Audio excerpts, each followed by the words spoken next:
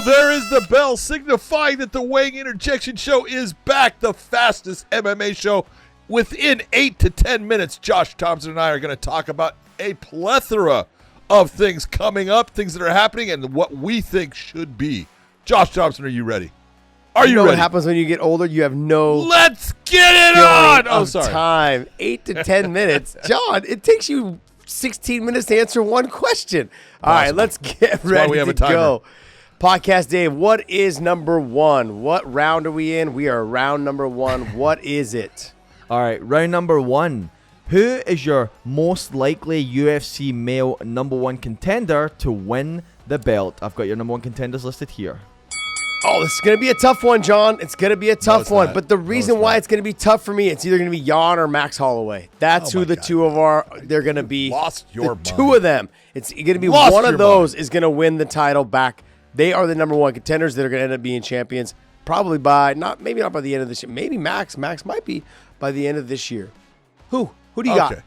Are you done? It's real simple. You got a guy up there that is the champion. Oliveira. Charles Oliveira. He is the champion. I don't give a shit what they did as far as taking his belt. The man is still the lightweight champion. So obviously, he's got the belt, in my opinion. Still to this date, I go with Charles Oliveira. That guy deserves to have the belt in his hands.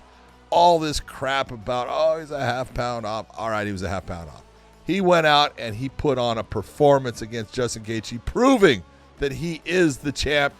You can sit there and say what you want about Moreno. Moreno's a great fighter. Jan, great fighter. But the real champ is Charles Oliveira. You know I'm right. Go ahead. I'm going to totally troll you guys, but guess what? It's going to be Islam Dariush for the title. Oliveira is going to be pushed out. They're not interested anymore. That's it. I'm just completely trolling you guys. I agree. But look, I don't look at Oliveira as a number one contender. I look at him as the champ. Thank you. Next, round two. Right. Let's go. Round two, podcast Dave. Round two. Baby. All right. Let's get into round number two here. It's time for This or That. And it's a location edition special. So I'm going to name off locations for you guys. And I want to get your pick on which location you prefer. Here we go. London or Paris? Oh, I like the Limelights in Paris, but London for fights. Yeah, I'm going to go London. Although the crowd in Paris was absolutely amazing. 10,000 people were there, and it was packed, and they loved Yoel Romero. They loved a lot of the French fighters. That's a hard choice. Paris is new. London it's repetitive. Like we go there quite a bit. Make your pick. I'm gonna go with London because it's a home stay for us. There you go. All right, Mohegan or Jacksonville? Anywhere but Mohegan. I'm so burnt out on Mohegan. I'm going Mohegan. Oh, Mohegan. Man. I'm so burnt out. We were there every week for 2 years. All right, next. Houston or Los Angeles? Houston. Stay away from L.A. Yeah, Houston. San Jose or Madison Square Garden? MSG. San Jose. I'd rather sleep in my own bed. You can't even compare the two. San Jose. No one wants to go to New York. New York's garbage. That's why I put them together. Vegas or Fight Island? He said garden. Oh, like the Madison Square Garden. I was thinking like Madison Square garbage. That's what it is. Anyways, let's move on. Okay, Vegas or Fight Island? Vegas. It's a lot shorter flight. Oh, now we care about those things. I'm gonna go with Vegas also because it is a short flight. All right, Dublin or Manchester? Dublin. Oh, Dublin, not even close. Dublin. All right, Singapore or Moscow? Singapore. Moscow. I love Singapore. I love Moscow. And Mexico City or Abu Dhabi? Abu Dhabi. Abu Dhabi. Yep. All right. Abu Dhabi. All right, that wraps up round number 3. With that, let's hit. Sorry, that was round number 2. Let's hit round number 3. New math. I never want to hear you say anything about my math skills ever again. Go ahead. Next. All right. Following on from round number 1, who is your most likely Bellator male number 1 contender to win the belt? I think it's pretty easy, man. I think it's going to be AJ McKee. If it's not AJ McKee, then Rafion Stotts. But he's already the number 1 contender because he's the interim champion. So I would say McKee is going to probably run it back with Patricio. I think they're trying to work a date on that, from what I understand. If it does work out, I don't know. But in that scenario, I'm going to say AJ McKee.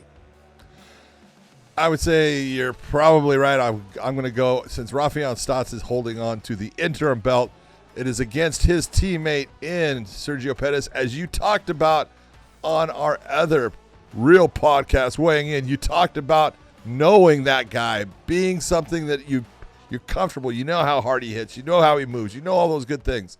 Well, we know that Rafael Stotts is a problem when it comes to his wrestling for Sergio Pettis, even though Sergio Pettis in the stand-up is outstanding. His wrestling's got way better. But I'm going to say that I'm going to go with the teammate. I'm going to go with Stotts possibly to beat him in that. So that's the difference. Are we overlooking Corey Anderson, though? He had a great performance, illegal clash of heads, or accidental clash of heads, I should say. Oh, yeah. Are we overlooking him? I think it's realistically we are. whoever fights first. Exactly. Out of Anderson and McKee and Stotts. Stotts is going to be held up for a while. Anderson and McKee will be fighting probably before that for the title. Good. Very good point. Yeah. All right. So with that, let's get in round number 4, and it's time for Fitar. For every action, there's a reaction. And I want to get your reaction to this video. This is a very, very silly video, but David's I wanted to sounding just like show he's you excited about this video. Yeah, he does. how silly. Oh, my God. I've seen this. This is so great. How silly the sport can be sometimes. Oh, All right. No, let this me is Russia. let me hit play for you guys right now. This is nuts. 540 pounds. Did the guy This take girl- a dive? This girl fought in Bellator. Yeah. Bellator Moscow. crushed. She lost. Yeah, she got beat. She got destroyed. Although she does have power, though, by the way. She landed some clean shots in that first round when she was fresh. Yeah. And she rocked the girl that she was fighting. I can't remember who she fought. She fought another Russian girl, but Didn't she fight the girl? She fought a girl that fought in Paris. Didn't she?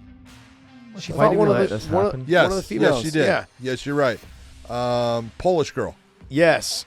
Polish girl. Yeah, but this is crazy. This would like how easy it would be for me to knock out Podcast Dave. Yeah, right. Just bap, boom, face down, ass up. Just loving it. I mean, so running those 8 miles ain't gonna help you, bro. Unless you can run away from me. 8 miles or 8-minute miles. Whatever, 8-minute miles. He's running 8-minute miles. We'll see. That's that. All You know right. what though? This is the type of stuff, John, that you see in Russia. The 5-on-5, the 10-on-10, the 1-on-6. It's so strange to me, but it's kind of fun. I mean, we get to sit here and laugh about it and talk about it on Fitar. With All that, right, let's next. get into round number 5. It's time for bitchin' or bunk. So with that, is it bitchin' or bunk for Nate Diaz to have one more fight in the UFC? I tell you right now, I understand why the UFC is holding on to him. I understand that he is a needle mover. He's a moneymaker for him. And they want to do that one last fight since that's all he's got left on his contract, and he doesn't want to re-sign another one. But there comes a point where you got to go, you know what, we're done. You know, as Dana would say, we're out of the Diaz business. We're out of, he's said that multiple times. When you got a guy who is just pushing the buttons. He's got the photo where it shows him like he's taking a leak on the PI or something like that. There comes that point you just say, you know what, we're done. And I honestly think at this point the UFC should just look and say, you know what, we're done. Let him go. Let him go fight where he wants to fight.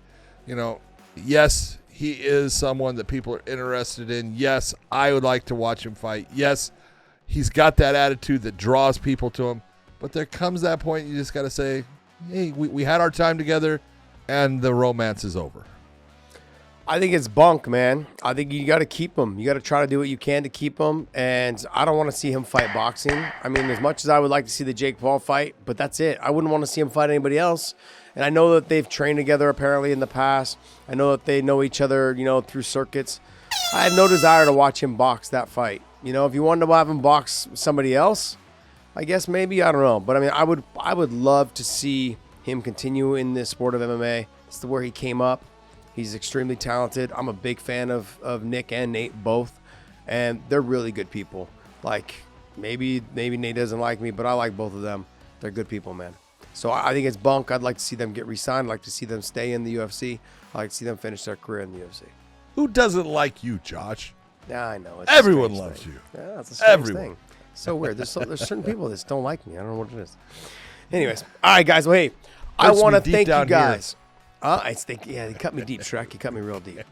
I want to thank everyone for supporting this show. This show is only available on our Clips channel. You guys are probably here watching it now. I want to thank you for that. Also, if you guys watch our main channel, maybe hit up in the comment section and let people know that this show is available on our Clips channel. Most people sometimes think we only have one channel. We have two.